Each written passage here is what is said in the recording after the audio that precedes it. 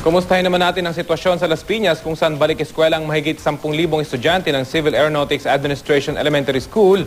At naroon pa rin si Sherian Torres. She? Yes, Rafi. Eksaktong alas 6 nga na umaga, nagtipon-tipon na dito yung mga estudyante sa CAA Elementary School. At pagdating na alas 7, pumasok agad sila sa kanilang mga kwarto.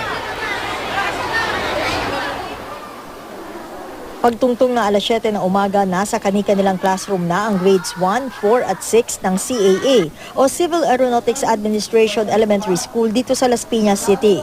Ang grades 2, 3 at 5 mamayang hapon pa ang klase. Ang CAA ang may pinakamaraming estudyante rito. Ngayong school year 2013-2014, pumapalo ang school population sa 10,289. Halos di raw ito nagbago nung nakaraang pasukan. Umaga't hapon ang klase rito na hinati lang sa 2 shift.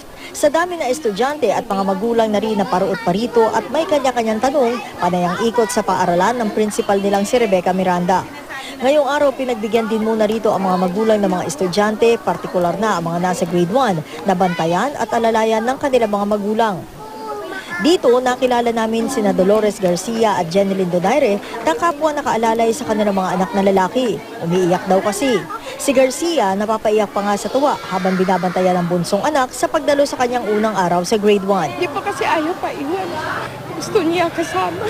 Mama, wag mo ako iwanan ha kasi first time pa po grade 1 kasi.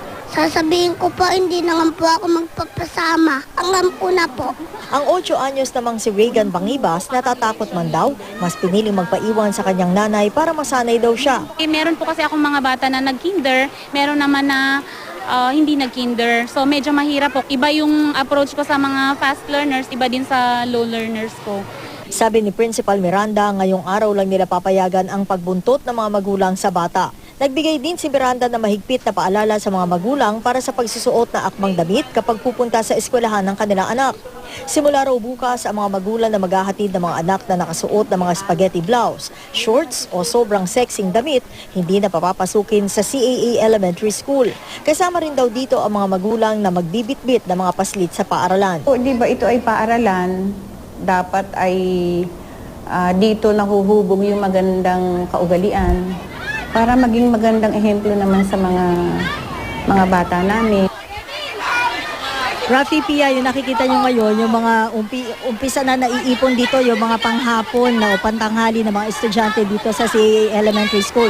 11:40 kasi ng umaga yung uwi ng grades 1, 4 at saka 6. Tapos ngayon, papasok naman na yung grades 2, 3 and 5. Bali magsasalubong sila ngayon dito sa grounds, Rafi, pero ay mismo dun sa nakausap natin, sa pakikipanayam natin dito kay Principal Rebecca Miranda, ay magiging maayos naman daw ito. Medyo maingay lang ngayon, Rafi, dahil nga maliban dun sa mga bata na pumapasok, kasama pa yung mga magulang o yung ibang pa mga kamag-anak nila na nagbabantay hanggang doon mismo sa loob ng kanilang classroom. Rafi?